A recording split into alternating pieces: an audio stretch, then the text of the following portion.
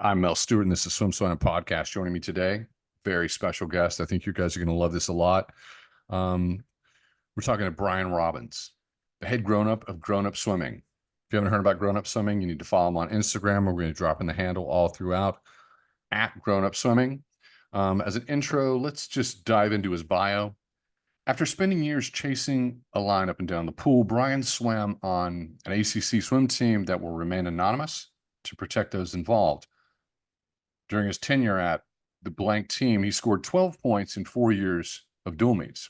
He was a member of the team that won the chili cook-off twice, and in 2011 was ranked squarely in the top 10 of the team's 6 butterflies.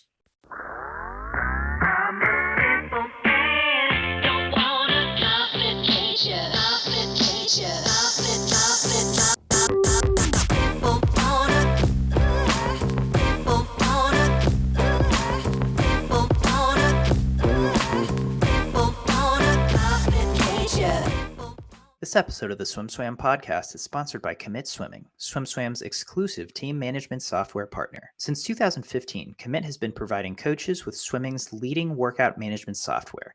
And now, Commit has team management software too. Commit wants to help you make the switch from Team Unify to a simpler, more powerful solution. Their onboarding and customer service team will walk you through every step of the way. Check them out at commitswimming.com to book your demo today. That's COMMIT swimming.com. Buddy, your resume kind of reads like Al Sockwell's before he got on social media. Can you explain yourself? Yeah, well, this is all about peak performance throughout the land of swimming, and so I'm glad to be named in the same breath as Kyle Sockwell with that. No, like most NCAA athletes, I found out that as an above average high school swimmer, the NCAA is full of those. It's kind of a weird experience. ACC is the big deal now. It's just, here's the thing. ACC is where it's at. And these top flight athletes, a lot of Olympic medals represented. So you're sharing some chlorinated water with some big stars, and you got to feel good about that. Sure. I mean, I won't date myself, but in the last couple of years, the ACC looks a lot different than it did way back when all of a sudden we blinked and it's just like, hey, top 5 teams all in the ACC, especially on the women's side. It's insane. It's absolutely insane. Is there any reason why you're not claiming that as a badge of honor and you're slow rolling it? No, I'm protecting those involved based off of my performance in college. They don't want to be associated with me. It'll drag down the whole organization for sure. Top 10 of the team's 6 butterflies. I love that. Hey, you're a butterfly brother. I like that. Yeah, absolutely. I bet in my peak, my yards time could have come within 10 meters of your long course meters for sure. As we go through this, we're going to be dropping in some media so that you guys can drop in on the Instagram account at Grown Up Swimming. And so you can see this man in action. He does not carry a chief title. He is head grown up. Can you give me the 310, the 411, excuse me, of Grown Up Swimming, just so our audience can have an idea if they're unfamiliar with you guys? Yeah, absolutely. So Grown Up Swimming is summer league swimming for adults. And that looks a lot different throughout the country. Last year we were in 17 cities, and of those 17 cities, summer league for the youth side of things looked like 12 different versions of summer league. And so probably a more clear way to describe what we do is put on adult rec swim meets the same way that you would go play slow pitch softball with your company or your group of friends at 10:30 on a Tuesday night, so that you could go in and have some pizza and beer afterwards.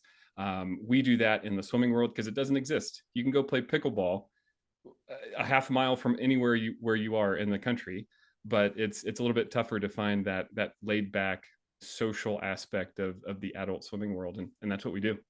And if you're part of the tribe, can you just give everyone an idea? Just show them your shirt. Give me some. Yeah, absolutely. This is our Grown Up Swimming All-Star shirt from last season. All it took to be an all-star was you raised your hand and said, hey, I want to be an all-star. Egalitarian. What makes this fun? Tons of things. So we base our teams off however people want to form teams, right? So there's no real strict club rules or that you would see in the Masters world or in the youth summer league world. It's if you want to form a team, you can form a team. So people are forming teams with their friends, they're forming teams with their neighbors. The parent coach relay that a lot of summer league teams have, if they've got a dad who's really into that, he usually forms a grown-up team because the parent coach relay isn't enough for that dad. And so the people make it a ton of fun. The community that we build around our meets are a ton of fun. They're short in the world of 6 hour, 4-day meets. We are in and out in 2 hours. And then we swim 25s and 50s. So anybody can do it. You don't need to be in shape to do a 25 freestyle or 25 backstroke. You can just hop in and splash. And most of our pools are shallow. So if you need to, you can just touch the bottom. We don't really care. I feel like you've unpacked this next question, covering what's not fun, but you have to think about what's not fun so you can be fun. What's unfun? What's not fun is, one, it's 200 butterflies. Like what? No offense. I was also a 200 butterflyer. I don't want to swim a 200 fly ever again in my life. Hang on one second. I got a caller coming in. I'm going to pull him in. This is Skyler out of Nashville. I think he's a league director. Hello. I heard my spidey senses tingling, talking about things that are unfun, and I just had to come in here and uncover the receipts. A text from Dawson Hughes. Direct quote: "I have concerns about Brian losing the sight of grown-up culture and brand. He exceeded a 2,500-yard workout, a full session totaling 4,500 yards of repeat 200 butterflies. Please remind at Brian where he came from." And Brian, you're just not the same anymore. And I just want you to know that here in Nashville, that kind of thing's never going to happen. 25s forever to the moon. Donut Den forever to the moon. Check them out on Hillsborough Road. Shout out to the Seven Hills grown-up swimming team. Shout out to the just Brian, I want to come back to you. Who's Skylar? And this is SwimSwam. So if you care to comment, this is yeah.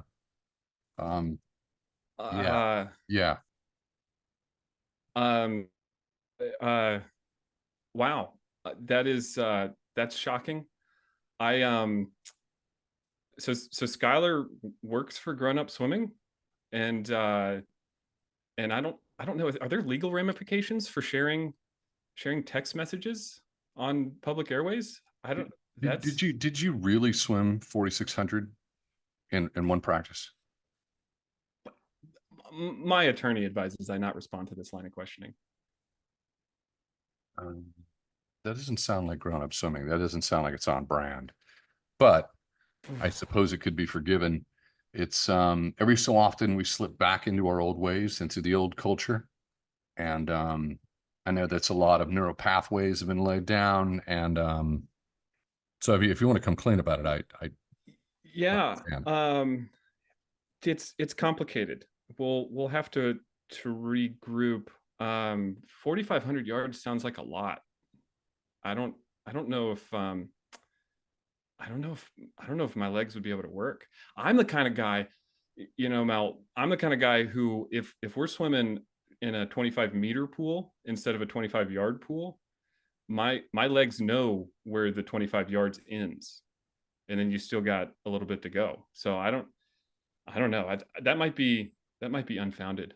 Okay, let's get back on track. If I want to train for grown-up swimming, how much do I actually have to train to be a part of this movement? In theory, depends on your swimming background. We've got so I'll break it down by the number of the different teams that we have. So some of our teams are masters teams. We've got masters teams that sign up and do this as a fun way to get involved, the same way that year-round swimmers go from USA Swimming clubs to their summer neighborhood teams. But the majority of our teams are neighborhoods that maybe they run a couple of practices, swimming 1,000 yards each during the week, and then they get in and swim a 25. Some folks will get up to 2,000, 3,000 yards. I've never heard of anything about 4,500. That's absurd. But it's just a little bit of getting a feel for the water to be able to swim in 25. All right. What does the swim meet look like? So we run 25s and 50s. The lineup is, we start off with a relay. We run 25s of stroke, 100 free, 100 IM, just because there are some distance swimmers out there. And then we usually do a fun relay after the 100 IM, 50s of stroke, again, hitting mid distance there, and then end it with a relay. And then most importantly, most of these meets end with a social. So we're only there to hang out afterwards, and we'll be playing music the whole time. We'll either cook out at the pool, bring in a food truck if it's possible, or go out to the pizza joint. What's the profile of a grown-up swimmer? I'm in my 50s. Yeah. I haven't participated in masters. I'll train with masters. Oftentimes it's a bit intense. I'm there for the suntan. I'm there to warm up.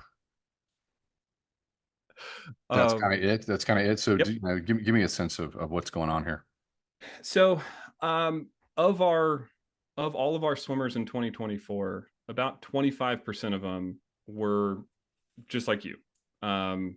They swim, they're registered with USMS. We have that visibility. About 25% of them are registered USMS members. And so that's a lot of people that don't even do what you do, right? It's a lot of people that will show up when the outdoor pools open after Memorial Day, swim a couple of times a week, go back to other forms of fitness when the outdoor pools close in September. And that's adjusted based off of whether or not it's warm enough in September and May. You and I are in southern warm climates where it's probably warm enough in January to do that. But that's the most popular profile of who we serve is that behavior. And then in terms of people, we've got everything from the recent burnouts who they just got done with high school swimming, just got done with college swimming, and wouldn't sniff a 5:30 a.m. workout if their life depended on it. Because like, what's that person going to do? If I just got done swimming at unnamed ACC school and showed up to a master's workout at 5 a.m., they're going to say, hey, what's your swimming background? Like, oh, I swam at Georgia Tech. Oh, with unnamed ACC school. And they're going to put me in lane 8 with a whole bunch of 60-year-old dudes who have fins and paddles on, and they're going to be holding 105s per 100, and it's going to be terrible, and I'm never going to come back. So I will show up on a Friday night, swim a 25 fly, fastest you've ever seen in your life, and then drink a beer afterwards. But so that's kind of like the recent burnouts. And then, everybody kind of disappears in their 30s and 40s, chasing after their career, chasing building a family, whatever it is. Life just gets crazy busy. I've got a 1, 3, and 5-year-old. I don't even know what time zone I'm in. And you just can't do a 3-day, 2-day weekend meet. If you want to stay involved in swimming, it's hard to train regularly. And so giving somebody an entry point or a laid back, fun, community-based event that lasts 2 hours, and you don't even need a babysitter because we need timers and the kids can time for us. We kind of fit a much wider demographic of people that make it way more accessible. I talk to peers, elite swimmers, former Olympians, and I ask them about master swimming, and I say, are you doing it predominantly? No, they're not. And they don't because they feel like there's a target on their back. Would there be a target on their back inside the grown-up swimming ecosystem? Honestly, we have a few swim nerds who, if an Olympian showed up, they might be like, hey, I think I know who that is.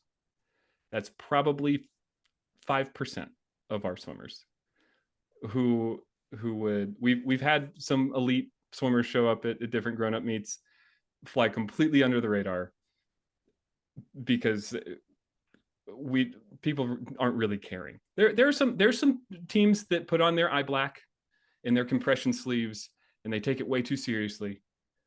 But that's not the majority. The beauty I appreciated in summer league was the finish, the big splash finish in close races.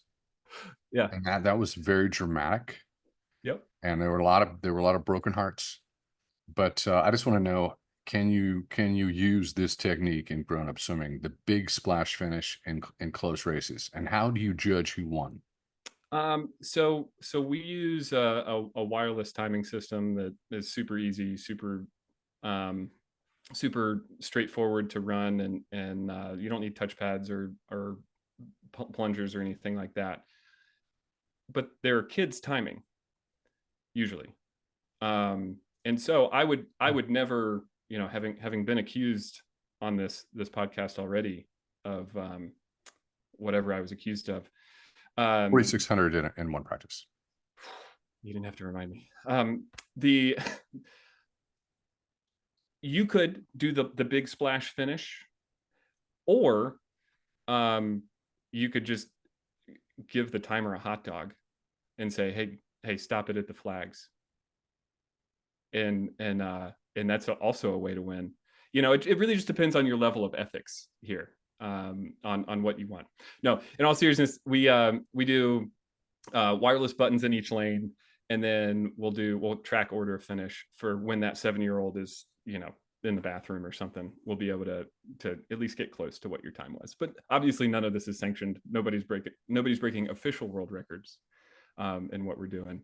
So we at least get the order of finish right so that the team gets their points.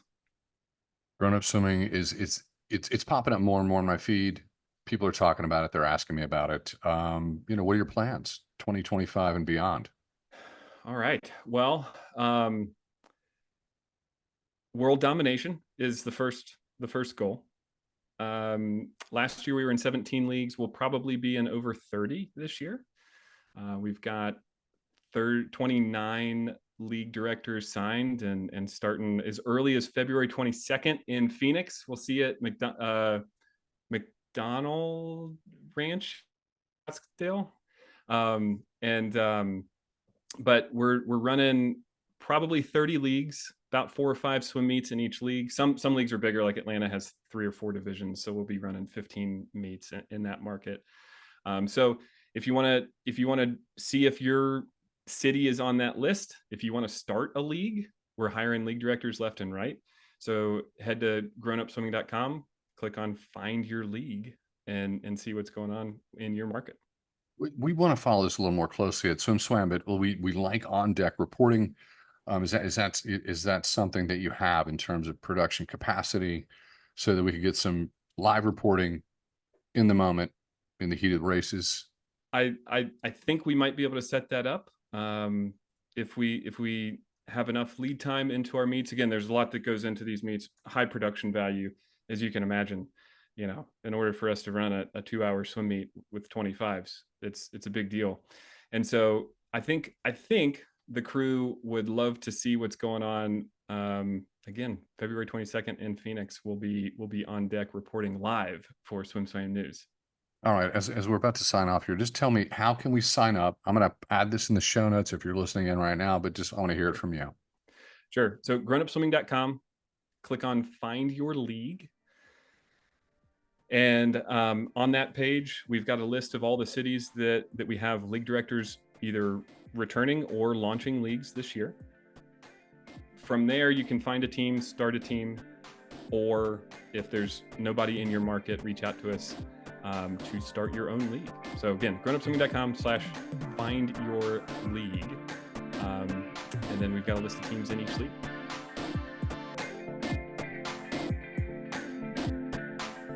You've been listening to the SwimSwam Podcast. Stay tuned for new episodes every week. You can take SwimSwam Podcast on the go by subscribing on your favorite podcast platform. Look for links in the description below, and be sure to subscribe to our YouTube channel for more videos as well.